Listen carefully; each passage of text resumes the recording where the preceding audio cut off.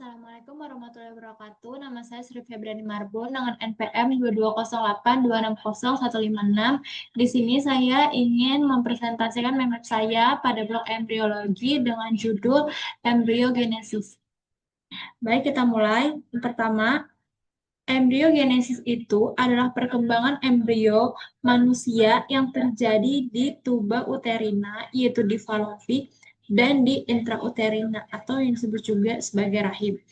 Embryogenesis ini dimulai pada saat spermatozoa akan bertemu dan menyatu dengan ovum, yang disebut juga sebagai fertilisasi.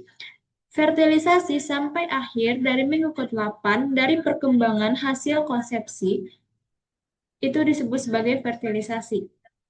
Tahapan dari embryogenesis ini dibedakan menjadi beberapa tahap. Yang pertama ada morula, ada blastokista, dan yang terakhir ada gastrulasi. Kita masuk ke tahap yang pertama, yaitu tahap morula. Nah, pada tahap morula ini, sehari pasca terjadinya fertilisasi, zigot ini akan membelah atau disebut juga dengan cleavage secara mitosis di sepanjang tuba fallopi.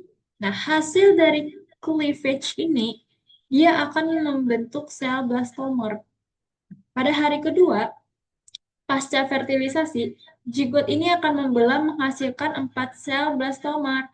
Pada hari ketiga, dia akan membelah menjadi 16 sel blastomer dan akan membentuk struktur seperti buah murbei atau disebut juga sebagai morula. Inilah gambarnya, bisa kita lihat. Yang pertama dia akan membentuk menjadi 2 buah sel, kemudian menjadi 3 buah sel, dan sampai menjadi 16 blastomer atau disebut juga sebagai seperti buah murbei. Kemudian tahap yang kedua yaitu adalah tahap blastokista. Blastokista ini, tahapan ini adanya akumulasi cairan di antara blastomer yang dimana akan terbentuk ruang yang terisi cairan pada bagian tengahnya atau murbei disebut sebagai blastokista. Sekelompok blastomer yang berkumpul pada satu kutub itu disebut sebagai embryoblast atau inner cell mass dan outer cell mass atau trophoblast. Nah, pembelahan hingga terbentuk blastokista terjadi di oviduk sampai mengalir ke dalam uterus selama 4-5 hari pasca fertilisasi. Blastokista mulai menempel atau implementasi pada dinding uterus endometrium pada saat hari ke-6 pasca fertilisasi. Dan proses implementasi ini lengkap pada 12 hari pasca fertilisasi. Setelah implementasi, endometrium ini disebut DC2.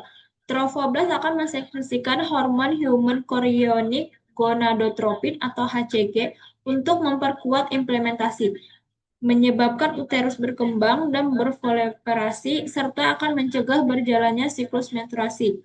Nah, HCG ini dapat dideteksi pada urin atau plasma darah yang menjadi penanda adanya proses kehamilan.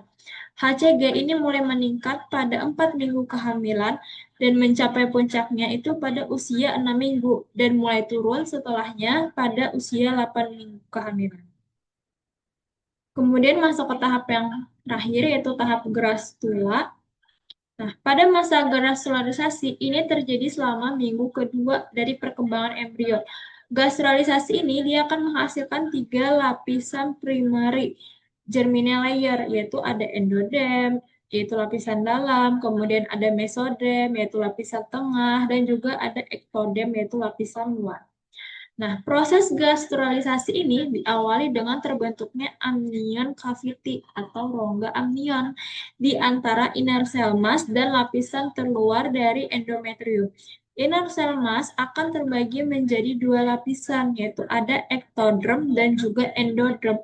Nah, ectoderm ini dia ada terletak di dekat amnion cavity, sedangkan pada endoderm dia akan berdekatan dengan blastocyst cavity. Nah, dilanjut dengan pembentukan lapisan tengah, yaitu mesodem, sehingga terbentuklah grastula yang terdiri dari 3 primary germ layers sebagai awal dari pembentukan embrio. Nah, dapat kita simpulkan, yang pertama, terjadinya ovulasi, yaitu adanya oosit sekunder, itu akan dilepaskan di ovarium. Nah, oosit ini dia akan ditangkap oleh vibrae di tuba polovi untuk masuk ke induk. Nah, kemudian masuk ke tahap fertilisasi. Di fertilisasi itu terjadi di tuba Pavlovi. Nah, di mana sperma ini dia akan menembus dari pelesida oosit, yaitu inti sperma dan inti oosit itu dia akan menyatu dan terbentuklah zigot diploid. Nah, kemudian masuk ke tahap ketiga, yaitu ada cleavage, di mana dia akan terjadi pembelahan secara mitosis, yaitu pembelahan yang berulang tanpa adanya pertambahan dari ukuran totalnya, di mana dia dimulai dari pembelahan 2 cell stage, kemudian jadi 4 cell stage, sampai ke 8 cell stage. Nah, pada fase kumpulan sel ini, itulah disebut sebagai blastomer. Kemudian masuk ke fase yang morula. Nah, pada hari ketiga setelah fertilisasi terbentuklah morula, di mana morula ini itu terdiri dari 16 sampai 32 sel. Nah, sel-sel yang masih padat ini dia seperti buah murbei, itulah disebut sebagai morula. Nah, kemudian masuk ke blastokis.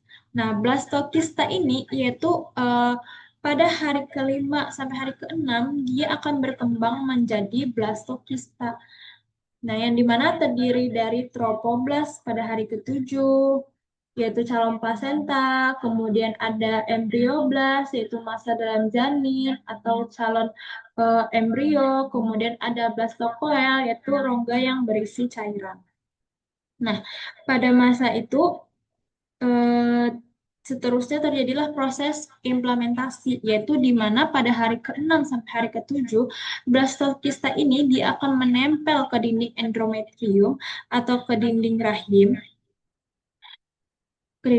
Kemudian trofoblast ini dia akan berdiferensiasi menjadi sitotrofoblast dan sinsitio-sitotrofoblast, di mana dia akan menembus jaringan endometrium dan di mana di situ terjadilah proses implementasi dimulai.